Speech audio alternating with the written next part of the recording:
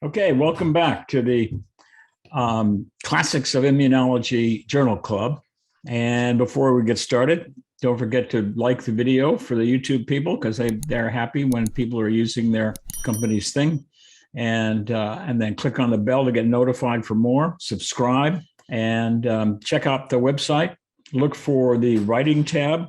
So this week, we're in 1987 and to absolutely a groundbreaking paper that was published in Nature. The authors are Pamela Bjorkman, and she was a graduate student with Don Wiley and Jack Strominger, who was the immunologist in this instance. Wiley was a crystallographer, a structure person. The story that I took off the internet was said and written by Ian Wilson, who did an obituary for Don Wiley. Ian was a student or a postdoc with Don Wiley, and the story that Ian told was that Pamela was this grad student, and she was rapping with the postdoc from Strominger's lab, and she learned all about this major histocompatibility complex thing that Strominger had been working on for years and years, essentially. One thing led to another, and the two labs got together at Harvard, and this is one of the results. There are two papers published back-to-back in Nature in October of 1987. I think what happened was the first paper is basically the structural paper, and then the second paper is more immunologically focused.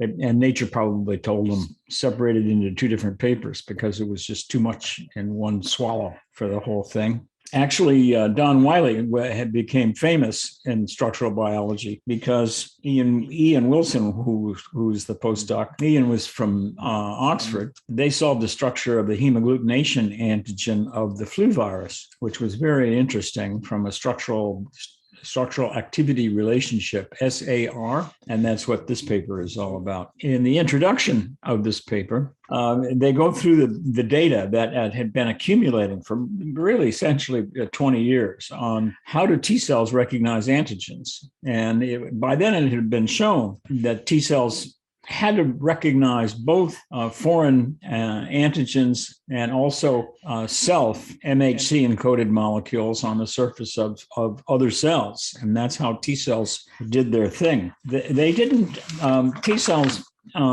did not recognize the tertiary structure, the 3D structure of soluble antigen molecules. Rather, it had been shown that they recognized short peptides, anywhere from 6 amino acids to 20 amino acids, depending on the situation. And it was known that foreign peptides had been shown to bind to the class 2 MHC with micromolar equilibrium dissociation constants. Now, micromolar, that's 10 to the minus 6 molar. Sounds like a high affinity interaction, but it's not really. The interleukin 2 receptor interaction is 10 to the minus 11th molar. So 10 to the minus 6 is okay, but it's not a real high affinity interaction, which means that if the MHC molecule somehow interacts with the foreign peptide molecule, the foreign peptide molecule's got to be at a pretty high concentration, at least 10 micromolar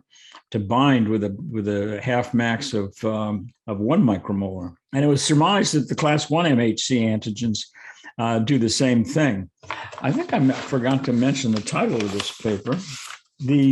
The title of the first paper is The Structure of Human Class 1 Histocompatibility Antigen, HLA-A2. So that's what we're all about here. So the questions that were at the forefront of this, and this is part of the whole quest of the whole, how do the T cells, how do they recognize antigens, and what are the T cells all about? It was firmly established by then that B cells had surface immunoglobulin, surface antibodies, and the antibody antigen binding site was on the surface of the cell. And when the antigen was added as a three-dimensional molecule, it would bind to the surface immunoglobulin and activate the cell. Didn't happen with T cells. And try as they might, everybody looked for an immunoglobulin molecule on the surface of T cells. It might be a whole new molecule in terms of the ones that had been discovered at this stage of the game, but nobody could find an IG molecule on T cells.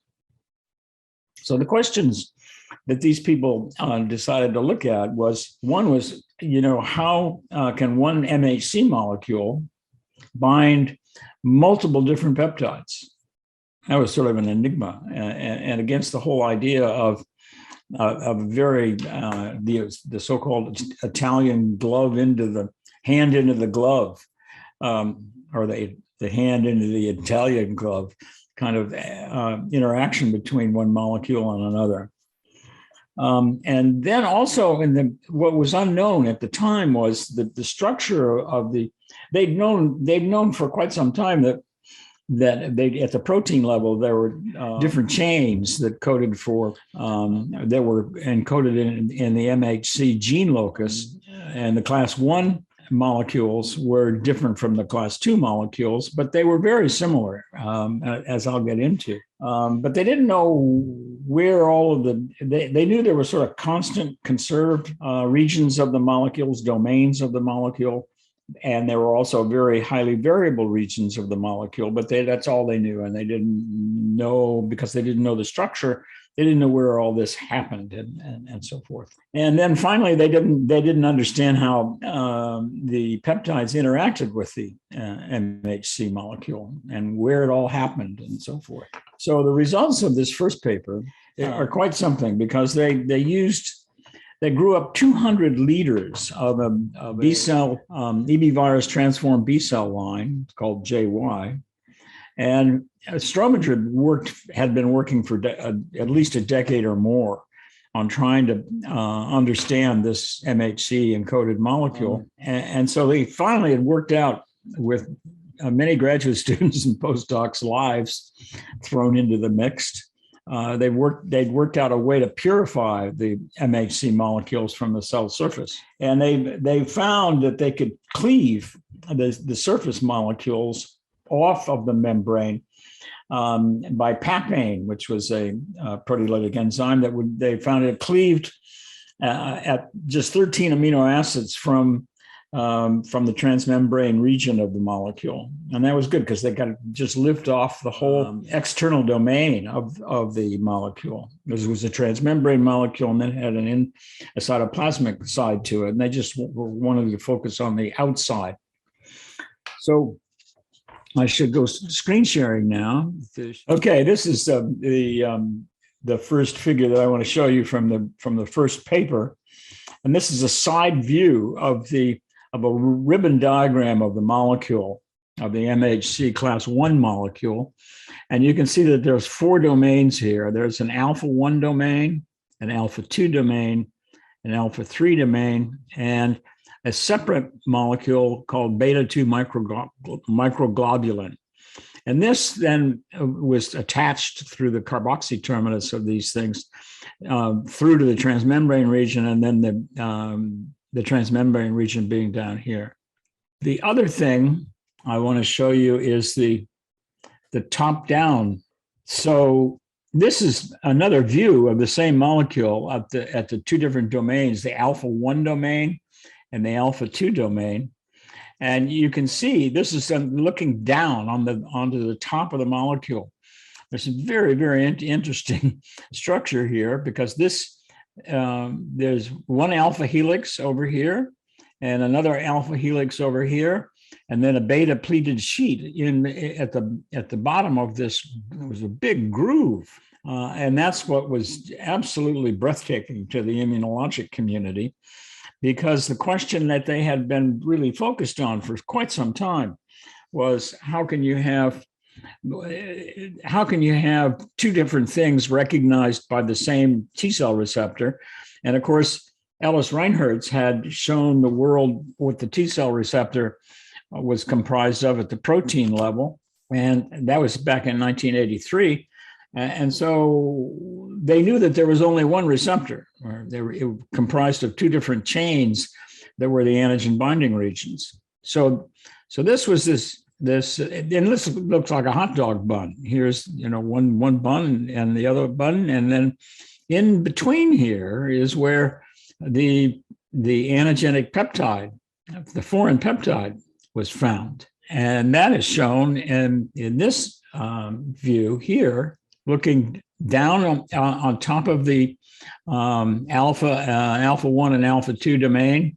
And so you see this big groove in here. It's an electron dense area that they found that they couldn't ascribe to atoms of the MHC encoded molecule, but now this is with an endogenous peptide that they found in there in red to show up so that you can see it. And so that was just an unbelievable revelation. And this paper made headlines that bounced all over the world. So now we want to go on to the second paper. The second paper is entitled "The Foreign Antigen Binding Site and T Cell Recognition Regions of Class 1 MHC encoded molecules."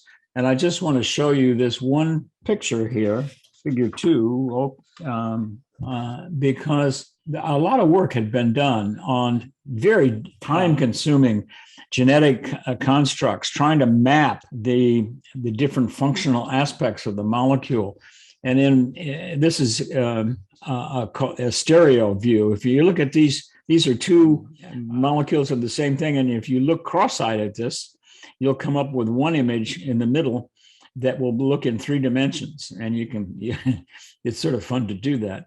But anyway, if you look at the red side chains of these amino acids that are in the beta-pleated sheet, the bottom of the groove, and also on the internal sides of the grooves, you see that's where all the variability resides in this whole thing. So that then they could surmise were responsible for the fact that the MHC encoded molecule could bind, how they bound the peptides and where they bound the peptides in the molecule. So I'll stop screen sharing at that point. And that was it. There's all kinds of other things in these 2 papers, and if you're really interested in this, you should really delve into them because they have got all kinds of information that was historically set precedents in terms of the whole field of immunology. And after the structure of immunoglobulins were worked out in the late 50s, early 60s, this was really the first structural data on the molecules that were important in the immunological reaction that they had. And so this was really sort of the culmination of 30, 40 years of work to get to this particular point. And after this paper was published, it took almost another decade for people to be able to do structural biology on the co-crystals of the T cell receptor bound to the MHC molecule to see how that really interacted. And that wasn't done until in 1996. And Don Wiley was again was the first lab that came up with the TCR MHC encoded molecule interaction. And that was all MHC class 1. And then it took another 3 years, 1999, for Ellis Reinhardt's group to do the same thing with MHC class 2 encoded molecules binding onto a T cell receptor, or the T cell receptor binding onto the MHC class molecule. Now, the only other interesting thing to know about in this whole thing is that in 2001, in November of 2001, just after 9/11, Don Wiley was at a meeting in Memphis, Tennessee. And after the meeting, the people went out and had a couple of drinks and so forth. And then Don left the bar and went ostensibly went to where his hotel was, but then he disappeared. And they found his car on the bridge spanning the Mississippi River, and they didn't find the body. Either he jumped off, or he was pushed off, or something happened. He bounced off the wall because after they recovered the body, they found all kinds of fractures, skull fracture and so forth. And he was at the top of his career. He was only 57 years old. So that was memorable. And I will stop there. Don't forget to like the video if you did, and click on the bell to get notified for more, and check out the website. And thanks for listening.